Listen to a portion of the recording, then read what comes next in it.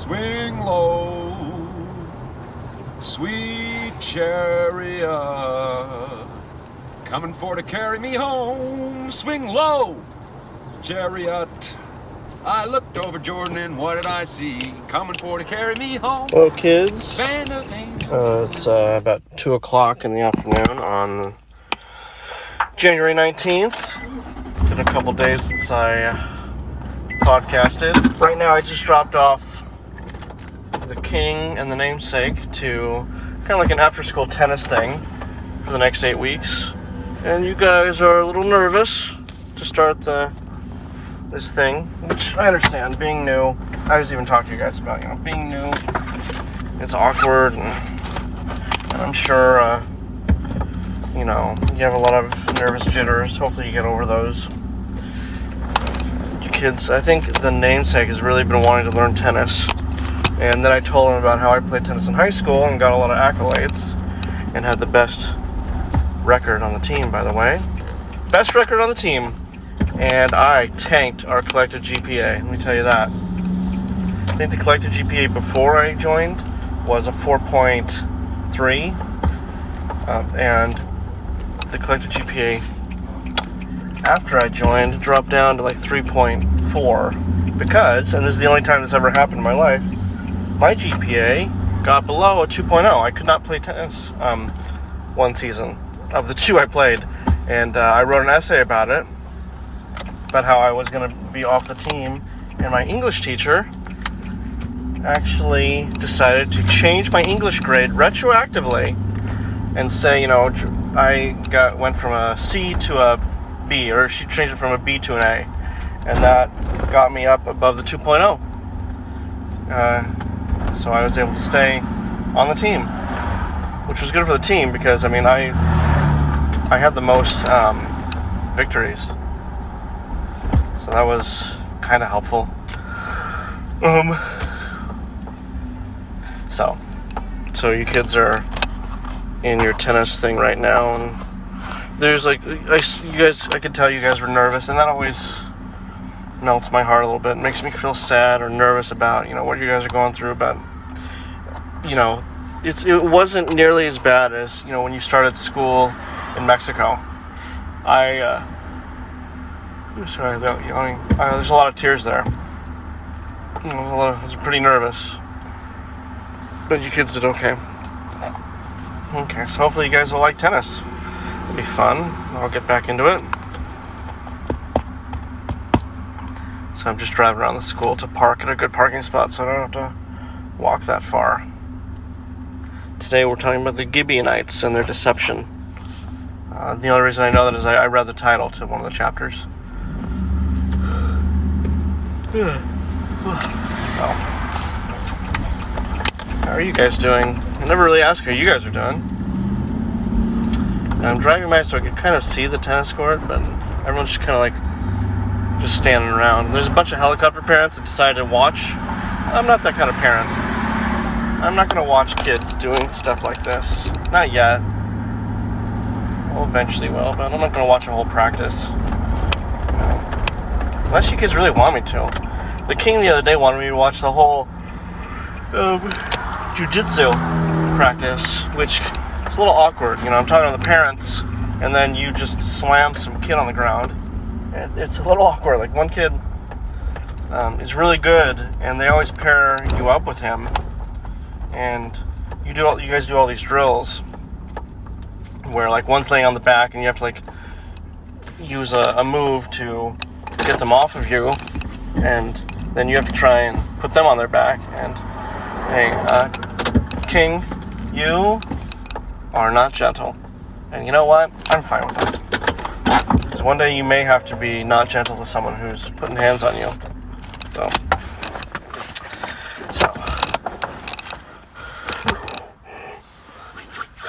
anyways, it's been kind of a productive day. Did some work at the office, and your mom's a little under the weather.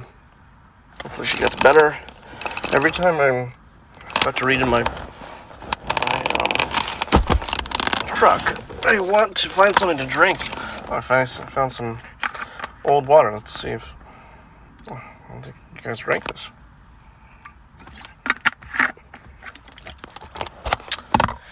Right. Without further ado, the Gibeonite deception, chapter 9. Now when all the kings west of the Jordan heard about these things, those in the hill country and the western foothills and along the entire coast of the Great Sea, as far as Lebanon, parentheses, the kings of the Hittites, Amorites, Canaanites, Perizzites, Hivites, and Jebusites, they came together to make war against Joshua and Israel. So your mom just texted me.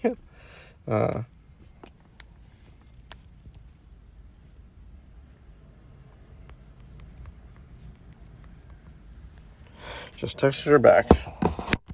Whenever your mom texts me, I always text her immediately back, just so... anyways. However, when the people of Gibeon heard what Joshua had done to Jericho and Ai, they resorted to a ruse. They went as a delegation whose donkeys were loaded with worn-out sacks and old wineskins, cracked and mended. The men put worn and patched sandals on their feet and wore old clothes. All the bread of the food supply was dry and moldy. Then they went to Joshua in the camp of Gilgal and said to him and the men of Israel, "We have come from a distant country. Make a treaty with us." The men of Israel said to the Hivites, "But perhaps you live near us. How then can we make a treaty with you?" "We are your servants," they said to Joshua. But Joshua asked, "Who are you and where do you come from?" They answered, "Your servants have come from a very distant country. Because of the fame of the Lord your God, we have heard reports of him, all that he did in Egypt, and all that he did to the two kings of the Amorites east of Jordan, Sihon king of Heshbon and Og king of Bashan, who reigned in Ashtaroth. And our elders and all those living in the country said to us, 'Take provisions for your journey. Go and meet them and say to them, "We are your servants, make a treaty with us. This bread of ours was warm when we packed it at home on the day we left to come to you. But now, see how dry and moldy it is, and these wineskins that filled..." What am I doing?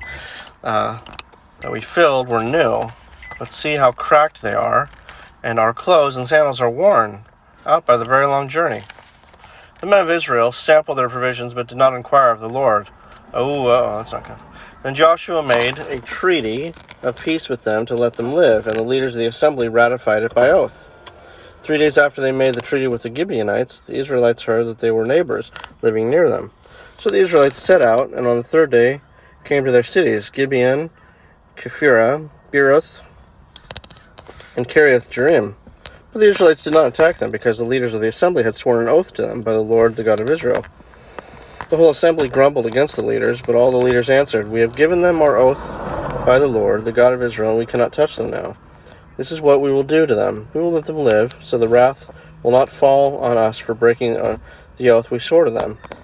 They continued, "Let them live, but let them be woodcutters and water carriers for the entire community." So the leader's promise to them was kept. Then Joshua summoned the Gibeonites and said, "Why did you deceive us by saying we live a long way from you, while actually you live near us? You are now under a curse. You will never cease to serve as woodcutters and water carriers for the house of my God."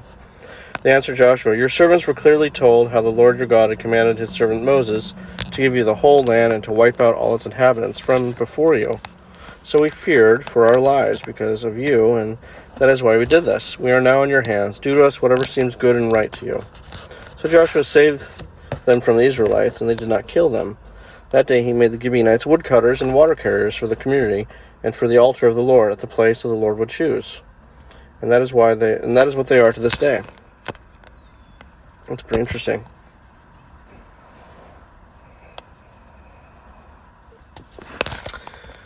Chapter 10. Now Adonai-Zedek, king of Jerusalem, heard that Joshua had taken Ai and totally destroyed it. Doing to Ai and its kings as he had done to Jericho and its kings, and that the people of Gibeon made a treaty of peace with Israel and were living near them. He and his people were very much alarmed at this, because Gibeon was an important city, like one of the royal cities. It was larger than Ai, and all its men were good fighters. So Adonai-Zedek, king of Jerusalem, appealed to Hoam, king of Hebron, Piram, king of Jarmuth, Japhia, king of Lachish, and Deber, king of Eglon. "Come up and help me attack Gibeon," he said, "because it has made peace with Joshua and the Israelites." Then the 5 kings of the Amorites, the kings of Jerusalem, Hebron, Jarmuth, Lachish, and Eglon, joined forces. They moved up with all their troops and took up positions against Gibeon and attacked it. Okay, one second, let me just check this.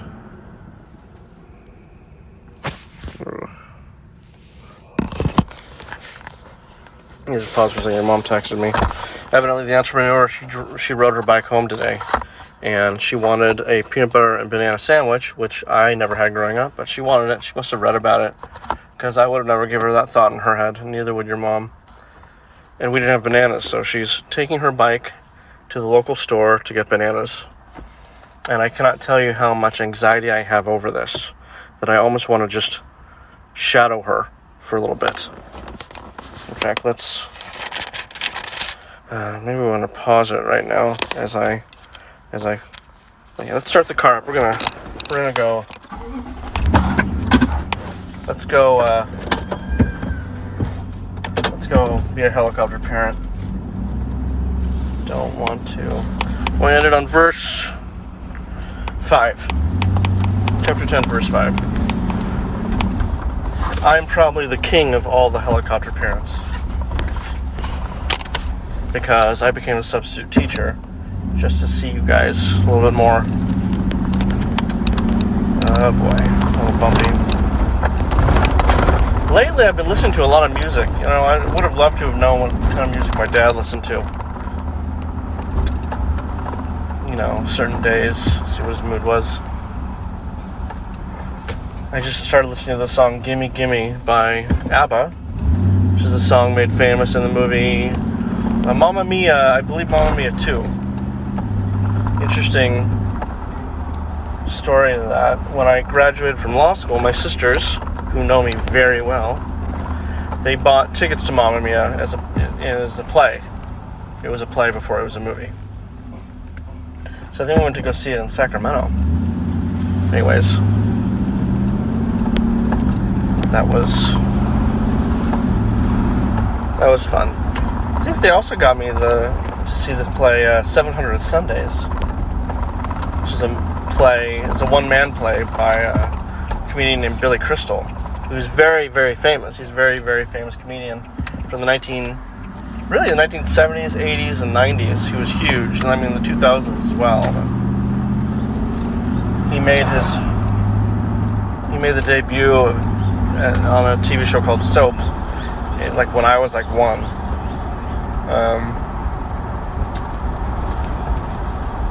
Let's see. When I was a 9-year-old, I ran into him at a Oakland A's baseball game. My dad said, "Hey, go, that's Billy Crystal." And I was shocked that it was him, because I'd watched him in a bunch of movies, and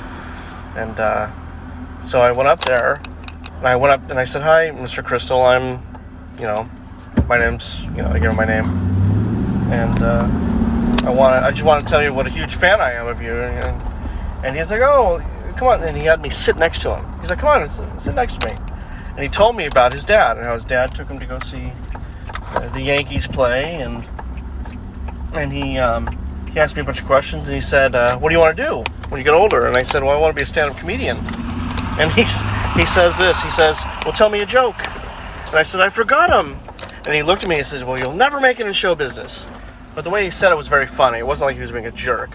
Like, I was 9 or 10 at the time, and I thought it was hilarious. So, my daughter is in the store. She's in the store. All right. But it was like such a cool celebrity interaction. I was, to this day, I talk only glowingly about Billy Crystal. Let me just, I'm like the worst dad right now. Come on. Let them put my mask on. Silly mask. Okay, I'm going to pause it, because I don't know if she's going to enjoy this or not. She's just being rung up right now. She's such a good girl. Just waiting for her to come on out. It's so hard letting you kids have your independence. It is really difficult. Alright, she's coming out. Coming out. Where are you? She did not even lock her bike. You didn't even lock your bike up. It's so cute. Hey, how'd you do? Are you gonna ride home? Look at you. You're so organized. Where's the cover to your basket thing? Oh, I didn't bring it. Okay, give me a hug. I'm proud of you. Oh, I love you. I'm gonna pick up your brothers for some reason. Text me when you get home, okay? Okay. Be safe. Love you.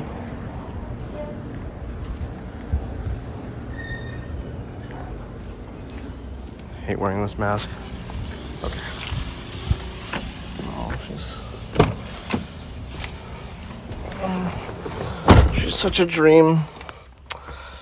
Oh, gosh. I never knew. No, how should I put this? The moment I held you, I'm this entrepreneur, my oldest and only daughter, the moment I held you, it was as if God flicked a switch in my brain and said, maybe it wasn't God, but something flicked a switch in my brain that said, oh, I could easily commit murder now. Wouldn't even give it a second thought. So anyone ever hurts her, I want to immediately kill, brutally, painfully, and slowly. So I start to understand what my dad was like, why he was so protective of us. And my dad was a very territorial man. You do not ever mess with my children, and especially my wife. Don't say any bad things about him. Don't do anything. And I remember, and I'll get back to chapter 10. I feel bad, it's such a huge digression. But I remember someone was talking trash about me when I was playing soccer. And this poor guy, he said something. He was like mad that I got put in the game, which was rare. I was an elite soccer player, but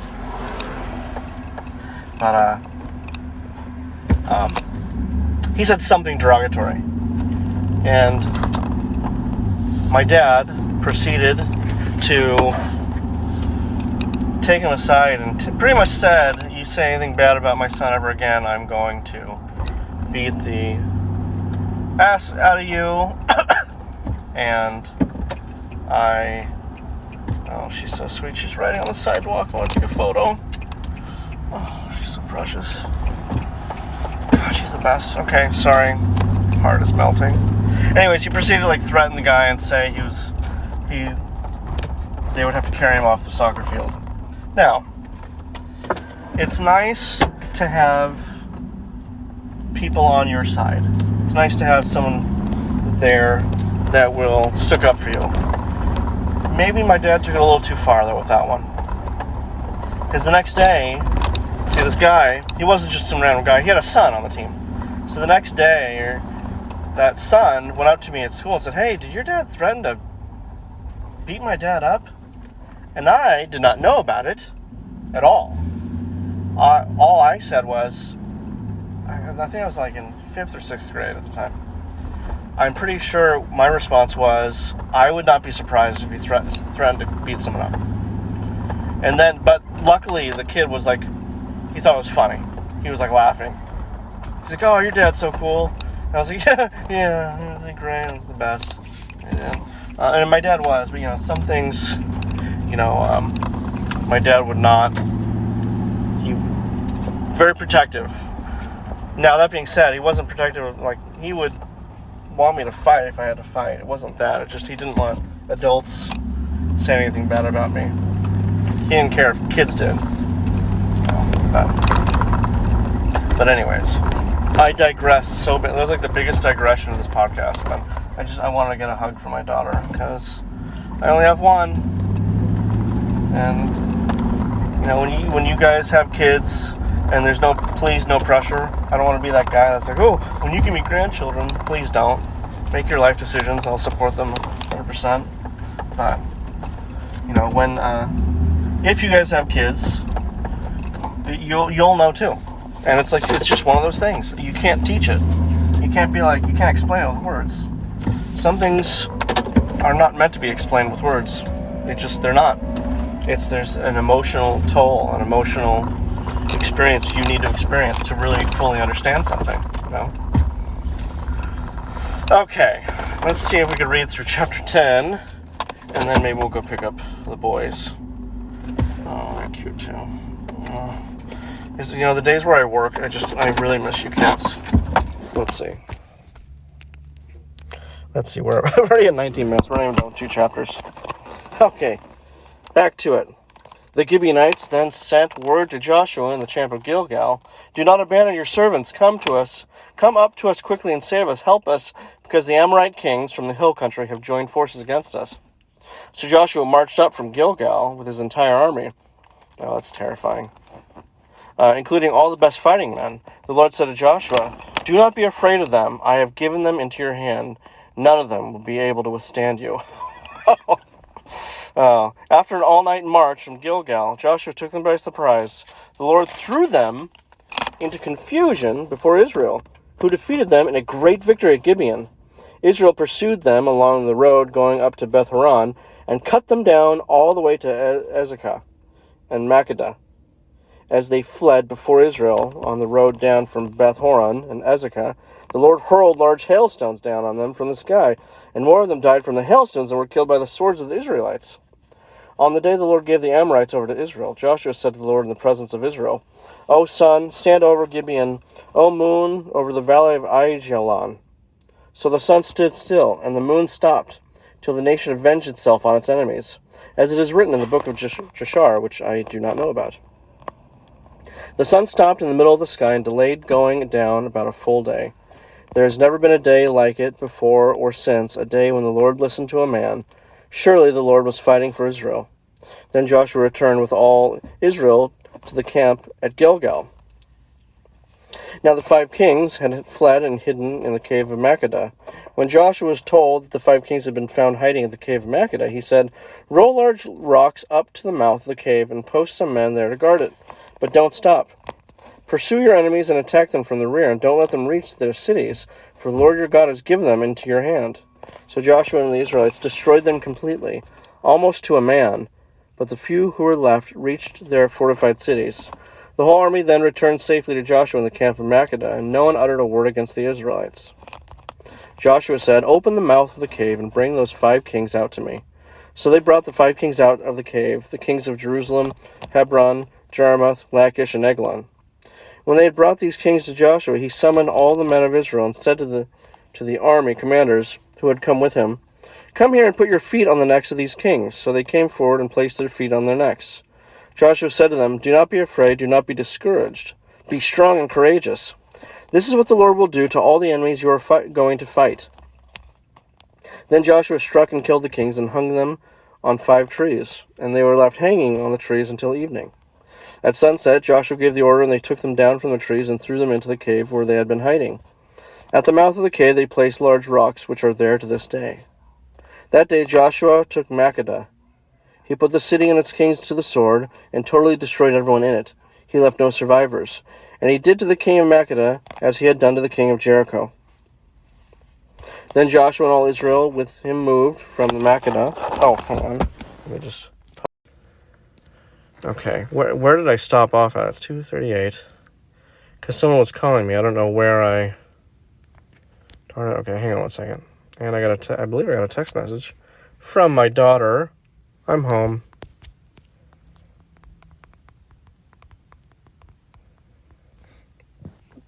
No.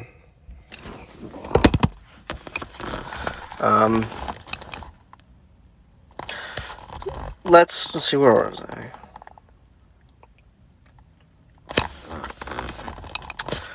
Let's just start it. So in verse 31. Then Joshua and all Israel with him moved on from Libnah to Lachish. He took up positions against it and attacked it. The Lord handed Lachish over to Israel, and Joshua took it on the 2nd day. The city and everyone in it he put to the sword, just as he had done with Libnah. Meanwhile, Horam, king of Gezer, had come up to help Lachish, but Joshua defeated him and his army, until no survivors were left. Then Joshua and all Israel with him moved on from Lachish to Eglon. They took up positions against it and attacked it. They captured it that same day and put it to the sword and totally destroyed everyone in it, just as they had done to Lachish.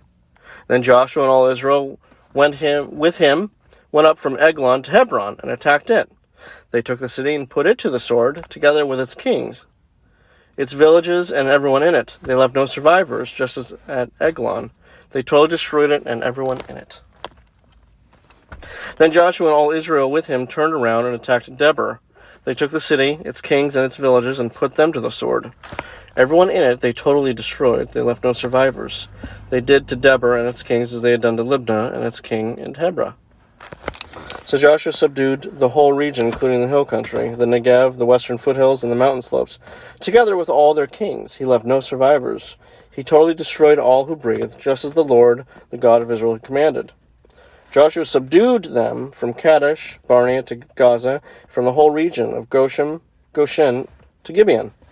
All these kings and all their lands Joshua conquered in one campaign, because the Lord, the God of Israel, fought for Israel.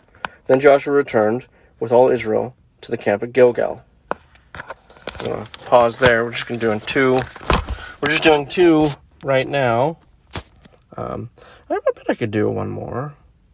20 minutes before their thing is done. Let's see how long chapter 11 is. It's not that long at all. Chapter 11. When Jabin, king of Hazor, heard of this, he sent word to Jobab, king of Madon, to the kings of the Shimron, to Akshaph, and to the northern kings who are in the mountains, in the Arabah, south of Kinnereth, in the western foothills, and in Naphoth Dor, on the west. To the Canaanites in the east and west, to the Amorites, Hittites, Perizzites, and Jebusites in the hill country, and to the Hivites, below Hermon in the mountain region of Mizpah. They came out with all their troops and a large number of horses and chariots, a huge army, as numerous as the sand on the seashore. All these kings joined forces and made up camp together at the waters of Merom to fight against Israel. The Lord said to Joshua, "Do not be afraid of them, because by this time tomorrow I will hand all of them over to Israel, slain. You are to hamstring their horses and burn their chariots." So Joshua and his whole army came against them suddenly at the waters of Merom, and attacked them, and the Lord gave them into the hand of Israel. They defeated them and pursued them all the way to Greater Sidon, to Misrephoth Maim, and to the valley of Mizpah on the east, until no survivors were left. Joshua did to them as the Lord had directed. He hamstrung their horses and burned their chariots. At that time Joshua turned back and captured Hazor and put its king to the sword. Hazor had been the head of all these kingdoms. Everyone in it they put to sword. They totally destroyed them, not sparing anything that breathed, and he burned up Hazor itself. Joshua took all these royal cities and their kings and put them to the sword. He totally destroyed them as Moses, the servant of the Lord, had commanded. Yet Israel did not burn any of the cities built on their mountains, except Hazor, which Joshua burned. The Israelites carried off for themselves all the plunder and livestock of these cities, but all the people they put to the sword until they completely destroyed them, not sparing anyone that breathed. As the Lord commanded his servant Moses, so Moses commanded Joshua, and Joshua did it. He left nothing undone of all that the Lord commanded Moses. So Joshua took his entire land, the hill country, all the Negev, the whole region of Goshen, the western foothills, the Arabah, and the mountains of Israel with their foothills, from Mount Halak, which rises towards Seir, to Baal Gad in the valley of Lebanon, below Mount Hermon. He captured all their kings and struck them down, putting them to death. Joshua waged war against all these kings for a long time, except for the Hivites living in Gibeon. Not one city made a treaty of peace with the Israelites, who took them all in battle. For it was the Lord himself who hardened their hearts to wage war against Israel, so that he might destroy them totally, exterminating them without mercy, as the Lord had commanded Moses. At that time Joshua went and destroyed the Anakites from the hill country, from Hebron, Debir, and Anab, from all the hill country of Judah, from all the hill country of Israel. Joshua totally destroyed them and their towns. No Anakites were left in Israelite territory. Only in Gaza, Gath, and Ashdod did any survive. So Joshua took the entire land, just as the Lord had directed Moses, and he gave it as an inheritance to Israel according to their tribal divisions. Then the land had rest from war. What? An epilogue. The land had rest from war. That's chapter 11. We're not going to go through 12 today.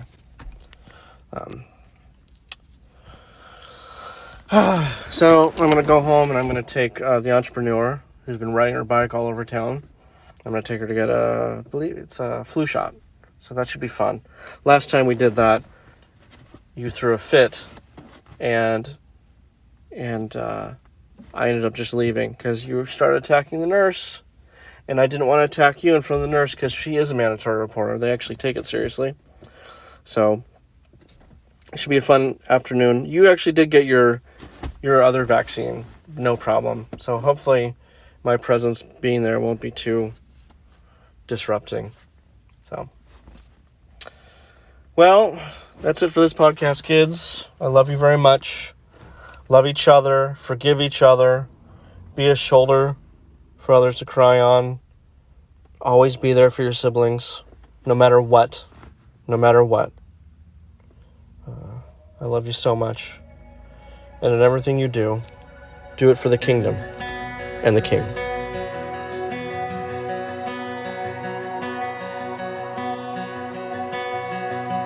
Alone in my sorrow and dead in my sin, lost without hope, with no place to begin. Your love made a way to let mercy come in. When death was arrested and my life began, ash was redeemed, only beauty remains, and my orphan heart was given a name. My mourning grew quiet, my feet rose to dance, when death was arrested and my life began. Oh, your grace, so free, washes over me. You have made me new, now life begins with you. It's your endless love pouring down on us. You have made us new, now life begins with you. Released from my chains, I'm a prisoner no more. My shame was a ransom he faithfully bore. He canceled my debt and he called me his friend. When death was arrested and my life began. Oh, your grace, so free, washes over me. You have made me new, now life begins with you. It's your endless love pouring down on us. You have made us new, now life begins with you.